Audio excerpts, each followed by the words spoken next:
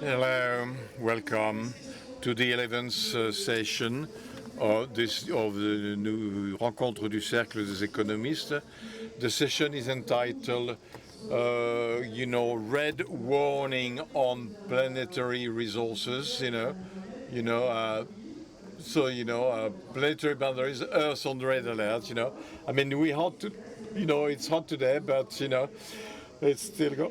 But, the last few days we've understand that the climatic change topics are quite pregnant. It's interesting because from a political standpoint, we can see that politicians are not talking so much about it in the last 3 years, but in fact, this issue of planetary limits or boundaries are not stopped, but Akiko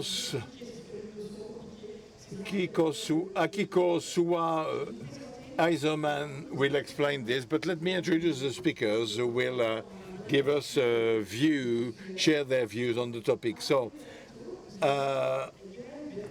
next to Akiko, there is Gaël Berthaud, director of the National Park of Calanque, near Marseille. Gaël will explain to us what she sees in the Calanque and what they do. Next to her is also a neighbor, in a way, from the Rencontre, Pietro Barabaschi, who is General Director of ITER. ITER is this international project for research on nuclear cold fission. We might not see, but Pietro, if you could, maybe in 1 minute, tell us what nuclear fission is all about. Minute. Je le vais faire en anglais.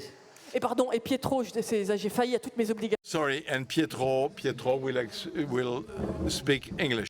Donc mettez des écouteurs pour ceux qui en ont besoin. So, fusion is a form of energy that comes from the nucleus. It's different from the type of nuclear power that we use in, let's say, normal conventional nuclear power reactor that use heavy elements that are split. It is the power, the form of energy that fuels the stars. And stars use hydrogen mostly as a fuel. Hydrogen is very dense in the core of the stars. And it produces actually not so much power per unit of volume. So we use a different fuel. We use something called tritium, which is very rare. Actually, it doesn't exist. We have to create. And that can produce an immense amount of power. So the energy of just 1 gram, I will say just this in my last 5 seconds, 1 gram of fuel can give the energy that each one of you needs for your entire lifetime. So just to tell you the amount of energy that we can get from this type of idea. On voit le... Right, we can see the potential now. Okay, it's the nuclear of the future, which could help us in decarbonizing. So, John Paul Scally, president of Lidl France. Lidl, you all know it, you all know Lidl. And next to John Paul, Jérôme Stubler, you are the CEO of Equans, which is one of the world champion of energy and services. And finally, to my right, Nicolas Mess, Director General of the group Orano. The Orano, for those who do not know, is one of the experts, world experts of production of uranium, which is the fuel of nuclear power plants. So we're back to the nuclear power plants. Now, Akiko, I'll let you do the introduction. Couple of words to kick off the discussion. We'll talk about ecology, climate change, but also the planetary boundaries or the Earth's limits or boundaries. Hello, good afternoon. We're out of 2 heat waves, and the third one is coming. So the temperature rise is damaging our health, animals, and that of the planet. Europe is the continent that is warming up fastest. Heat will damage the ecosystem. The water cycle is changed, either with not enough water or too much water. Oceans get warmer, forests burns, animals and corals die, insects who carry viruses are all over the place. The conceptual framework of planetary boundaries define the consequence of human activities on natural systems. This framework, proposed by Jon Rockström and his colleagues in 1929, defined the conditions in which the planet may auto-regulate itself as it's done until the Industrial Revolution. Planetary boundaries define the thresholds not to be exceeded so that mankind could survive in a balanced environment. First, it's kind of an image. It's a green circle divided in portions which are environmental dimensions. Orange colors and red colors which go out of the circle, which tell us when we enter a critical phase. There are 9 planetary boundaries: climate change, integrity of the biosphere when it comes to biodiversity and the significance of what we take, the disturbance of biochemical cycle of nitrogen and phosphorus for water, deforestation, acidification of oceans, the utilization of water from groundwater table and wetlands, the reduction of the ozone layer, the increase of air sprays in the atmosphere, the introduction of new entities such as heavy metals, radioactive compounds, or plastics. According to the last Potsdam report and Institute report, 7 of the 9 thresholds have been crossed.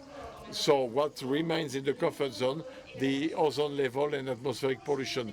So once the threshold have been crossed, the planet doesn't collapse. Instability and the brutal changes can make life difficult for humans.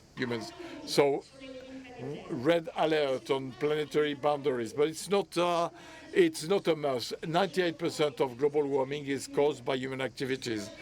We need to act now on 2 levels. First, mitigation, reduction of greenhouse gas, what we've been able to do with ozone, and then adaptation, that is get ready to the impact, brace for the impact. So therefore, the European Union said that in 2050 it wants to achieve climate neutrality, that is equilibrium between the greenhouse gas effect emission, carbon and methane, and nitrogen peroxide, and carbon wells found in forest, in carbon sinks, in wetland, the forest, and so on. So the comfort zone for human societies is also social justice, as the last report said from the World Equality Lab. So Kate Rivers in 2012 for Oxfam took the circle of the planetary boundary, adding a second circle with social dimensions on poverty, anger, education, access to energy, sanitation, housing. All those circles represent an little man. So how can we fit with this space in which each individual has access to the same condition to have a dignified life? This is the question I put to our guest. Thank you. Gaël, how do you see this? Akiko described fairly warning or bleak. What do you see in the Calanque, and what are you doing to try to control that? Hello. Let me introduce the Calanque for those who are not from here. Calanque is the image, you probably have it, like white cliffs which with Mediterranean pine trees which dive in a turk or deep blue sea. So this is the image of Calanque in Marseille, Casillas. It's an area, land area with 8,000 hectares, 40,000 hectares, and it is a public authority institution. In 2012, the country realized that we had reached the problem of overpopulation. It's a hotspot for biodiversity, this region. There are a number of protected species. We don't see them. They're very small, and we may tend to walk on them. So we wanted to put the maximum protection level. So protection level, which is to define it in the heart of the park. But this is our challenge. We're close to the second France largest. So Today it's 4 million visitors, 2 million on land and 1 million from the sea. So they want to use that space, of course, for their health, because we have consideration for being together. But we also need to respect that space, as I said, which is a hotspot, biodiversity hotspot. Let me give you one example so that you will see the complexity. I'll talk about the Posidonie. Posidonie, we talk about it. A lot of people in the room can see what it is. It's a vegetal. It's a vegetal we find in the. It's like a strips. It comes up, but it's a plant which is exceptional. It's because it has environmental functions. We have 25 functions. I talk about 4 of them. First, it is a location where fish breed. They fry, they breed, they feed, and the human life. We can find some results for fish. Where there is also, it's a carbon sink. Today, 1 hectare of a Posidonie or seagrass collects 7 times more than the Amazon forest. Last benefit or positive point, it is a location that has an impact on floods and on the rise in seawater. But it is a protected species.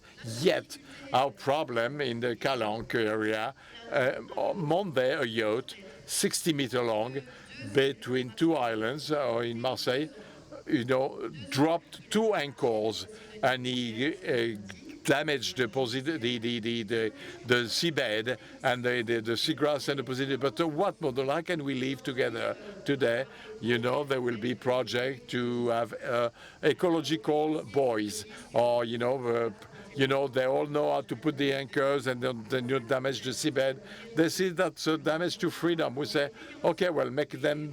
They have to pay. What would be the social equity when you make everybody pay, people for access to nature, which is our health? So these are the elements of the planetary boundaries and questions we may ask ourselves on a daily basis as managers. Or how can we manage with so many people, and how can we manage it to enable everybody to have access to nature, and while maintaining this biodiversity, because we don't want to do just turn it into a sort of a natural reserve as such. So this is what exists for us. Bon. Thank you very much, Gaël. Pietro, you're not going to answer the question directly, I guess, but we did understand from your introduction about nuclear fusion that a lot of hopes are set on this technology. So I've got a very simple question. Where are we really in terms of nuclear fusion? Can you tell us, yes, we're going to get there in the next few years. How is the project moving forward?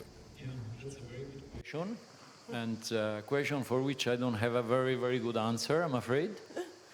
What I can say is that, of course, it's an extraordinary challenge that we have.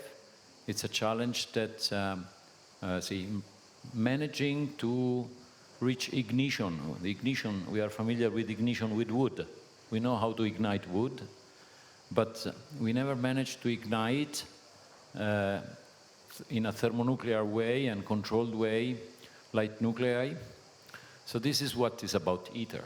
And ITER, the E in ITER is experiment. It is an experiment. It's an experimental reactor because it never was done, really. What was done in fusion, it happened a few times, was to generate more energy than the energy input for a very brief amount of time. And ITER will do so for a relatively long amount of time in engineering terms, say a fraction of an hour. So we will reach thermal equilibrium of thermonuclear ignition of about 1 gram of fuel, which is tritium and deuterium, and will produce about 500 megawatts of thermonuclear power. But to do that, it requires systems of enormous complexity. So complexity means cost, and energy to really contribute to solve the problem that we have on this planet needs to be available at a cost-effective rate. So I think we have first to master it, and then we have to optimize it. I'm sure that one day we will be able to master it.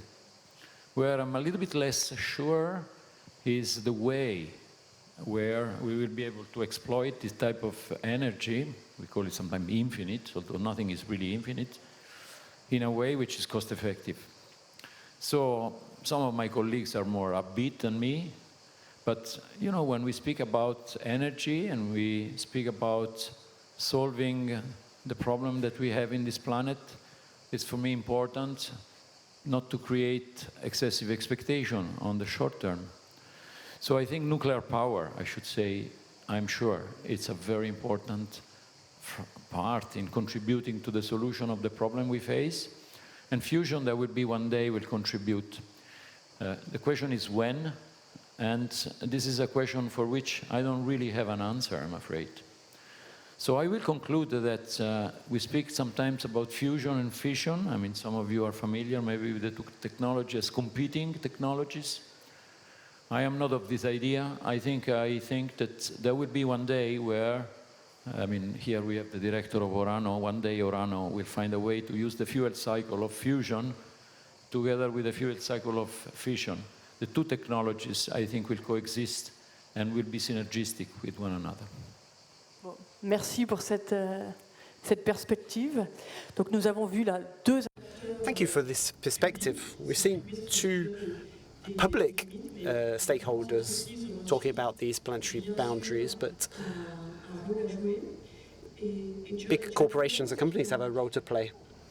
Jean-Paul, one of the things that you talked about when we prepared this roundtable, you talked to me about profitable sobriety. Could you explain to our audience what you mean by this profitable sobriety? Good afternoon, ladies and gentlemen. I think we've got a number of business leaders with us, and we all agree that when we talk about planetary boundaries, we need to be honest in talking about profitability as well. We're lucky enough within Little to have a business model where the two issues align, sobriety and profitability. In our discount model, we have more than 2,500 SKUs in our supermarket. It's a fairly limited range of products compared with larger supermarkets, and that leads to a large degree of savings. We have centralized logistics with 26 logistics hubs, and all deliveries come from these logistics hubs. So we don't have trucks going all over the countries with different products from different producers. Everything is centralized in our hubs and then delivered to our supermarkets, and all the trucks that deliver our products to the supermarkets don't go straight back. They pick up all of the packaging and return it to our logistics hubs. That makes very significant savings for us, additional internal savings for us, but it's very good as well for planetary boundaries and our carbon emissions. Let me give you an idea of the impact that can have. We had ambitious objectives for carbon emissions over the last few years, but we've already reduced our scope 1 and 2 emissions by 34% over the last 7 years, and we're aiming for 55% of a cut by 2030. So that's a very significant additional emissions cut. When we talk about nuclear fusion, as we've just heard, we know that it's not a technology that's going to come online tomorrow. It's a long-term project, but the impact that we can have in terms of planetary boundaries is something that can take place today, tomorrow. It's the products that are on our plates and the packaging in our dustbins today and tomorrow. Each one of us are responsible for 55 kg of food waste every year. Each French person. We know that we need to work harder on our packaging sizes, on the volumes that we use in order to reduce waste, not just in our own supply chain, but also for our customers. We have a role to play in better explaining to our customers how they can keep their products longer and how they can work with the products to enable them to be kept on the shelf for longer. There are also issues around the way we build our our buildings. We do everything to reduce costs, but also to have a positive environmental impact. So when we build any of our buildings, we add PV solar panels. We have 515,000 square meters of solar panels in France to reduce our electricity needs. And that covers 35 of our electricity needs. And once again, it also has a positive impact on carbon emissions, as well as being profitable for our company. We're also aware that as a retailer, the biggest impact that we can have is on our wider supply chain, with 90% of our products which are own brands, which are not big brands. We have a lot of control over our supply chains. So we've got a number of innovative projects that have an impact on our supply chain. We're working with an NGO called Earthworm in Brazil to make sure that there is no deforestation that takes place. And that's a really important investment to make sure that our impact goes further than our own shores, that it has an impact throughout the supply chain. Thank you for these very concrete examples. Jérôme Stubler, your business doesn't necessarily focus on the same issues. When I was talking to you earlier this week, you talk a lot about decarbonisation. In your view, what is decarbonisation? Yes, you're absolutely right. We are very much focused on decarbonising our various companies. We work for Arano, for Lidl, for a number of these companies that are represented here. It's a bit of a coincidence, but why do I talk about decarbonisation? What's the greenhouse effect? The greenhouse effect, when you have the sun's radiation, it comes into our atmosphere and it's trapped by the CO2 that's in our atmosphere. So decarbonisation means that we need to emit less CO2 into the atmosphere, and it means that we need to use less fossil fuel, less of the fossil fuel that was stored underground, and use decarbonised energy sources. You know all of that, but the question is, are we going fast enough? And the question, as you know, as well as I do, is no, we're not going fast enough. In fact, we're 3 times too slow. The speed in which investment is made throughout the world in order to decarbonise energy generation, to decarbonise our industrial systems, our transport systems, these investments are going 3 times too slowly. Is the issue the technology? No. Currently, we have all the technology we need in order to do what we need. The real issue is about governance. This issue of CO2 was discovered in the 1960s. Between 1960 and 1990, there were discussions between scientists. Between 1990 and 2000s, the politicians started to understand that this was a real issue. Between 2000 and 2010, the energy companies started to think about it and get concerned about it. We've seen wind turbines, solar panels becoming more and more widespread. Then there was a big issue in terms of physical science. We stopped nuclear power investment. We stopped investing in nuclear power. We stopped building new nuclear power. And luckily, we're back on track with this. It's the only reliable way to have sufficient baseload power in order to bridge alongside perhaps some other energy sources and continue our route towards decarbonisation. When I say that we're not going fast enough, the global increase last year was an increase of 0.5% in carbon emissions over and above the previous year. We should have been cutting by 1.7% if we wanted to stay in line with the Paris Accords. We've increased the level of coal-based power generation by 0.4%. We should have been down by 7%. We also used 0.7% more oil, where we should have been down 3%. So the gap is actually really significant. The issue in terms of getting there is all about governance. It's about national governance. Let me give you an example. China is down by 0.5%. There's a real governance in terms of decarbonisation. I haven't got the figure for 2025 for the USA. It hasn't been officially published. this is also a governance issue. There's also some good news. Europe has made a 40% cut in its CO2 emissions between 1990 and 2024. Decarbonisation is a real opportunity for Europe. China's understood that. It's an opportunity for Europe to make sure that Europe manufactures its products in a much more decarbonised way than its competitors. This awareness is not equal from one country to the next. The level of governance is not equal from one country to the next. But the important thing is the next link in the chain is the business world before we get to the rest of the population. The business world needs to decarbonise, and that requires electrification. Using decarbonised power on the electric grid and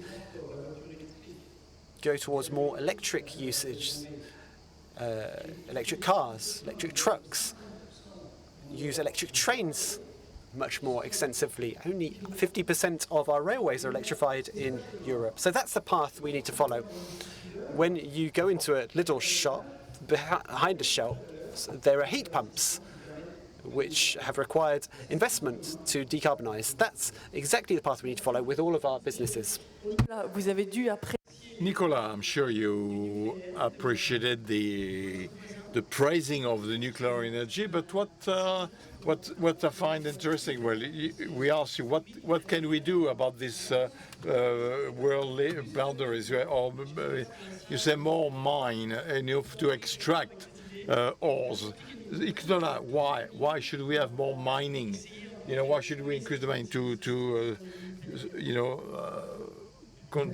well, as a citizen, as the manager of a company, I can see the boundaries. I know the difficulties we have in every aspect. Second thing, as a citizen, as a manager, I can see that this results from human activity, the numbers, the objectives, the way we do things, packaging, conditioning, mobility, and so on and so forth. So clearly, we know the situation, but also observe something. Everything in our environment, everything, my clothes, this gourd, everything, either it was grown or we picked up in the soil and we transformed it. Everything, either, sometimes we fished it, but it was either digged out and we transformed it. Everything. So, to worry about the planetary limits, well, it cannot be done without worrying about the material that will be extracted and the way they will be transformed. So when I say pay attention to that, doesn't mean that asking ourselves questions and say, oh, wow, It means, be part of it. Be serious about the planetary, boundaries. Be part of the life object extraction, transformation. There is no other means. Why? Because to know what we're talking about. Second thing is that if we don't do it now with the intention to be responsible, we will subcontract it. We will subcontract to other countries or to gangs in the world of materials. There are gangs. In Guyana, we said we won't have any gold mine. We will subcontract gold digging to gold diggers. We say, we don't want to have cobalt mines in Congo. We subcontract it to warlords. And eventually it goes to China, it is transformed, it comes back to your place. It comes to your place, you've seen nothing. So, if we want to control the impacts, well, don't outsource it and don't subcontract it. Now, if we don't do it, we create we become dependent.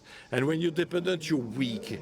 And then you got the great values, great virtues. The reality is that we have no impact capabilities on the way it is extracted, the way it is transformed, because we are fully dependent. We take the example of rare earths, which is classic, but you could take other topics, for example, in which, where we are dependent. It depends in raw material and metals. Then, of course, after that, when we talk about planetary limit and the sonic missile, comes the notion of recycling and the way we can recycle that.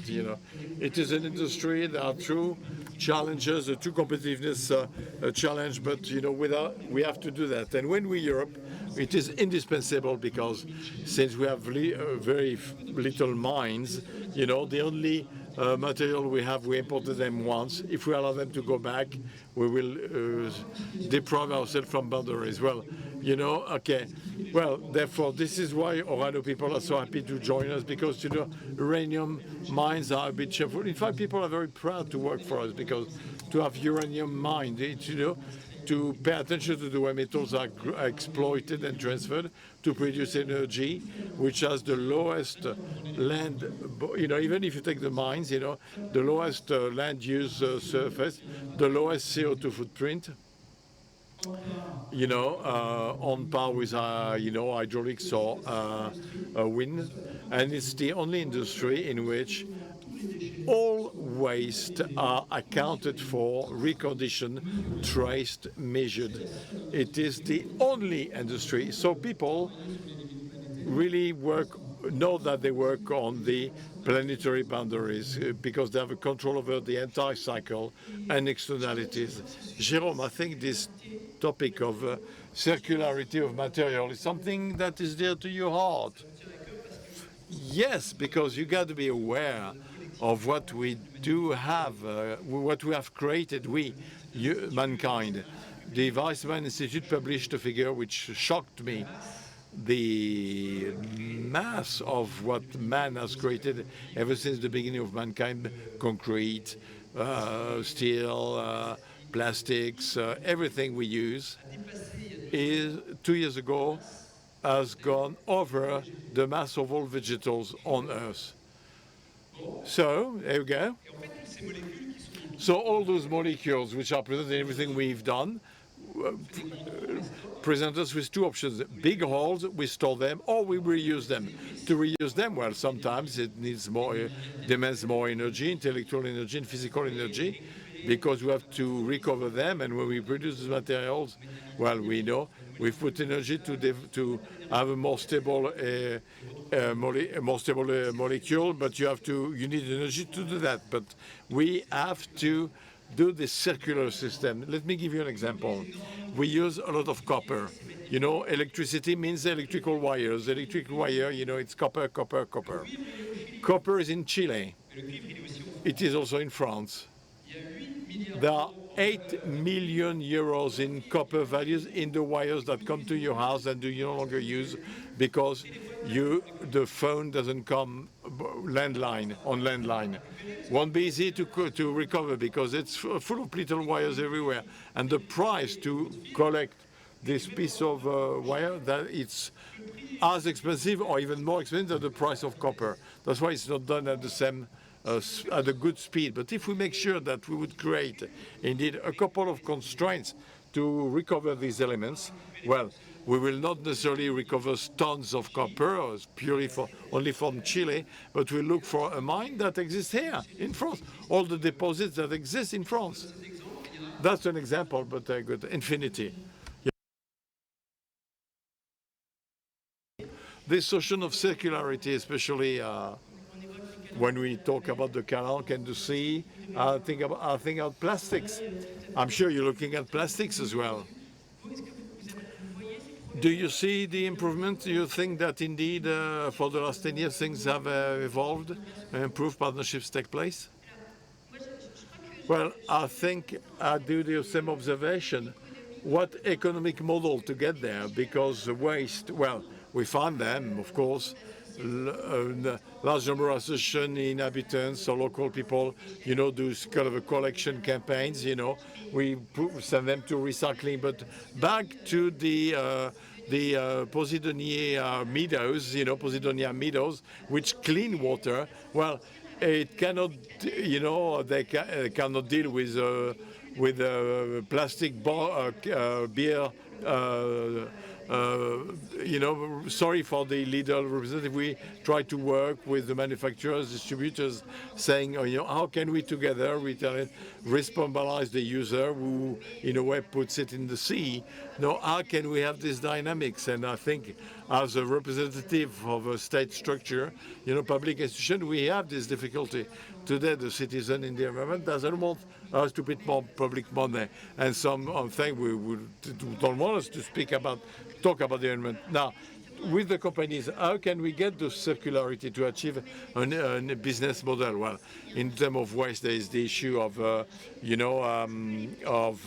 pay. You have to pay for the packaging. So it has to be a public-private partnership to be John Paul. So plastics. So what do you say? It's always present for us as well.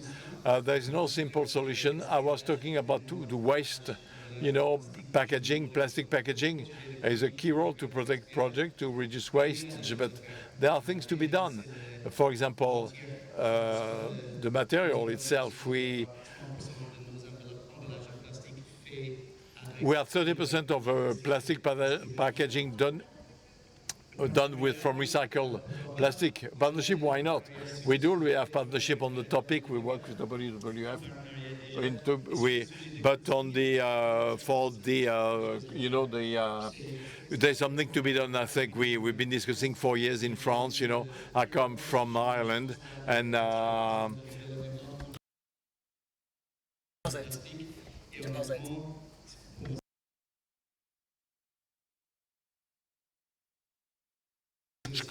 so success for the client. We've done that. We adapted the set for with the super. So, okay, Nicolas, sorry, we had a technical problem. So, isn't this regulation as well? So, of course, as journalists, there are too much regulation. It blocks people in Europe. It blocks competitiveness. Now, can we hold the two? I mean, we talked about very serious. Should there be more regulations?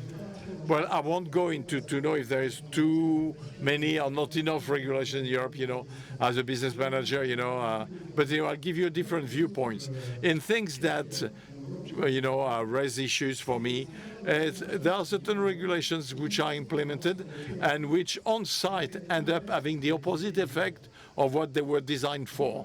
For example, in Europe, we've put a lot of regulations on CSRD, CSRD, whatever, but which ask companies to demonstrate or to do a lot of things on the way they behave on site, including companies which are doing well, in good faith. So far, so good. But what creates behind that is a huge, colossal risk. Or you see all the court cases like Total or the Norwegian fund who pulls out of the Eramet capital because they're in a joint venture in Indonesia. Eramet cannot go there, fair enough. But the nickel mine will be exploited by the Chinese, who are majority there. So Eramet came up with a moral consciousness, but because of the risk, they pull out. So the regulation, which has a good intention initially, ends up by having on site the opposite effect. So it doesn't mean that we have to remove all regulation, but if we create regulations without notion of extraterritoriality, well, and you put them only for companies in your region or area, you risk a legal risk only for your companies who will just simply pull out and leave the room for people who have less concern about planetary concerns. So it has to be, we have to be involved in this profession, in extraction and transformation. Otherwise, we'll leave it to people who have less worries about it. Pietro, you're running an industrial project. You're right at the heart of these issues of regulations and governance. What are your views based on your experience? How could such public-private coordination could be organized? Project will take a lot of place. So how can you, of course, beyond the technical aspect, I'm not back to fission. So what's your views? So ITER is a publicly funded project. It is bringing together 7 members, 35 nations, and there is now a phase in the world where research in the field of thermonuclear fusion is involving a lot of companies, also in France, in Europe, in the US, all over, that are trying new ideas to exploit this type of fusion reaction. And we are trying to work together with them, trying to facilitate the work of some of these startups to make them succeed. So we are trying to have a model of cooperation from the public sector, which generated a lot of knowledge. And many people here in this room actually worked in ITER, and Jérôme himself knows well some of the difficulties that the project faced. And many of these difficulties are difficulties that we can transmit to the private sector so that they will not make the same mistakes. You know, in research, we publish always our successes, but we hardly publish the failures or the difficulties. But in reality, this is where most of the value of the knowledge is.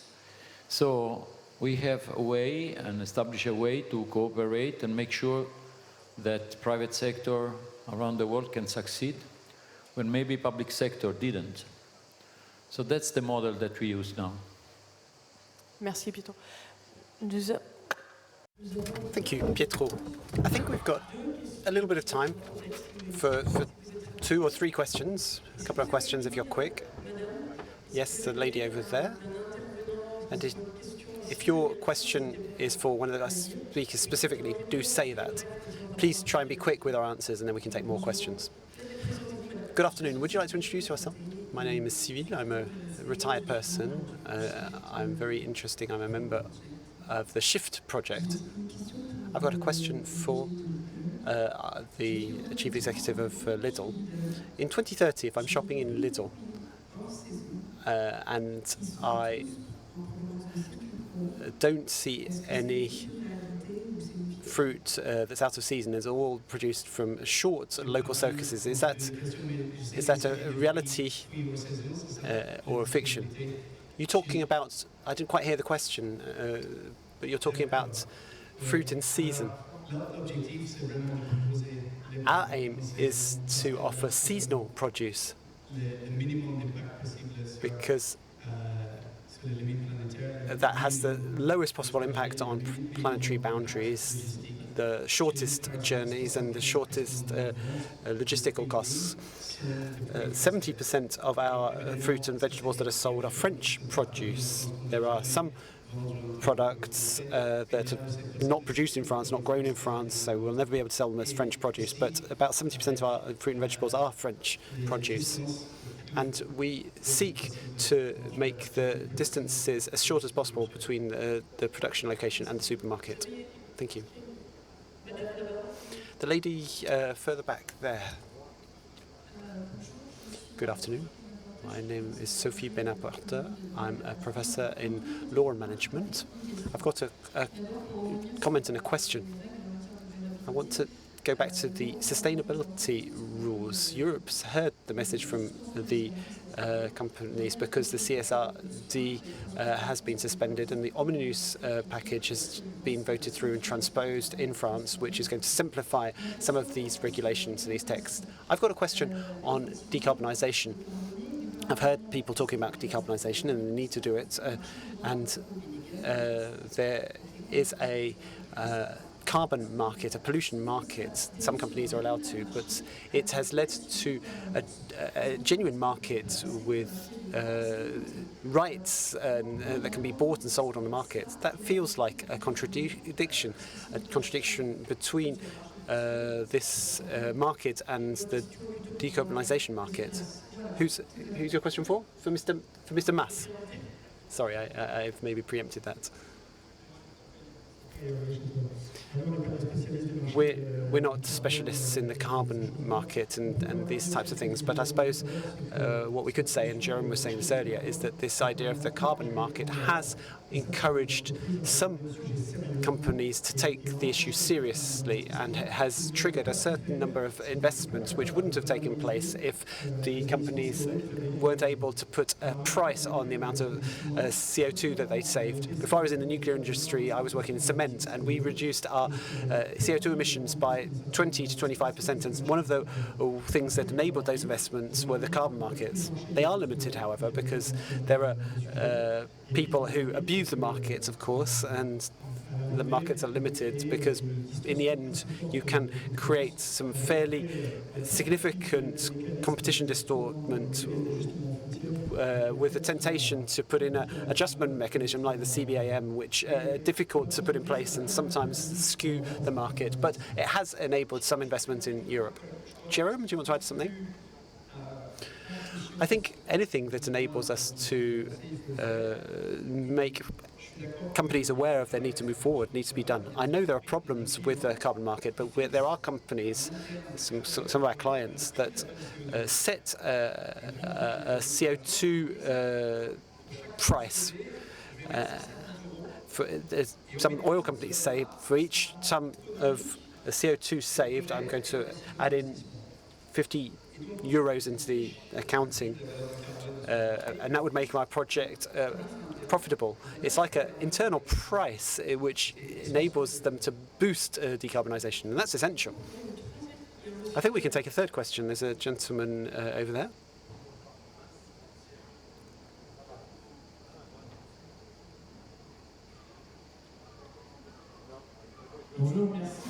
Good afternoon. My name is Pierre-Antoine. I'm from the association Choisis ta planète. I've heard lots of talk about regulation since the start of this meeting. I know that Mr. Mas, that you've provided a very balanced answer to the question of regulations. We hear all the disadvantages of regulation, but we also know what happens if there's no regulations. So when will there be an international coalition of business that will advocate for positive, business-friendly regulation rather than waiting for the politicians to put forward regulation and say this isn't okay for us?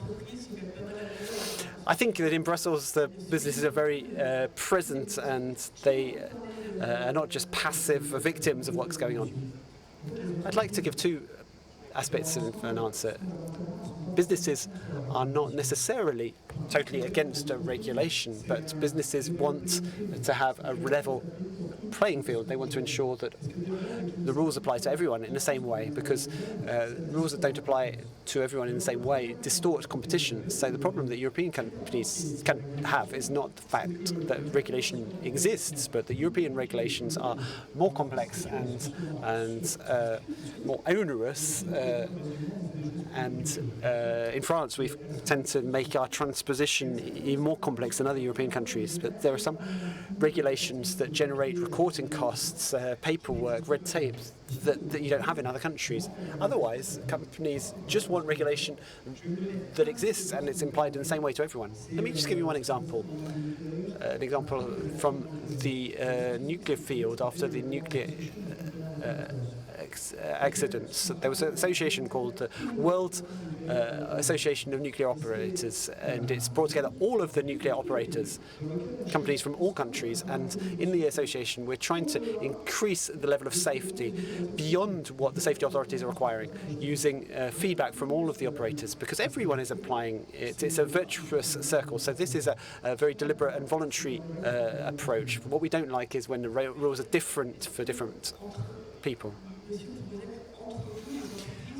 The gentleman was saying that maybe as businesses you could start to work together to define fair regulations. Do you talk about that when you get together with other businesses? Perhaps someone else should speak into this. First of all, we talk a lot about our company's decarbonisation plans. We support a lot of companies, but we start with ourselves. All of our cars in Europe are electric now. We're changing all of our heat production systems. When we're landlords, we move from gas to electric heating systems, and when we're renting, we ask our landlords to do it, and if they don't do it, we'll move out. So it's quite pushy, but that's what we do. Anything where savings are opposed with ecology, it moves forward slowly. But we need to find things where there's economic gains and ecological gains.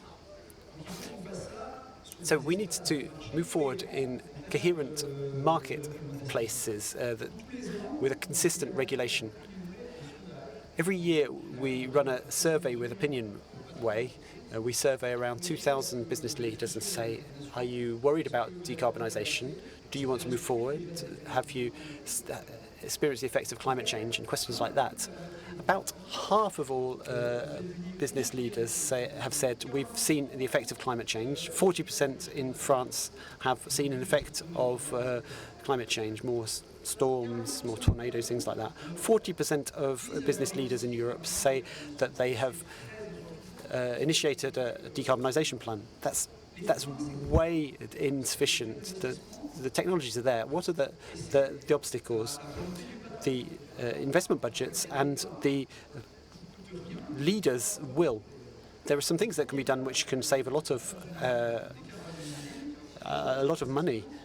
When you decarbonise a plant, the first steps have a 6-month return on investment. The subsequent steps have a 2 or 3 year return on investment because you start to recover heat and use it for heating. It's all about the political will of the boss.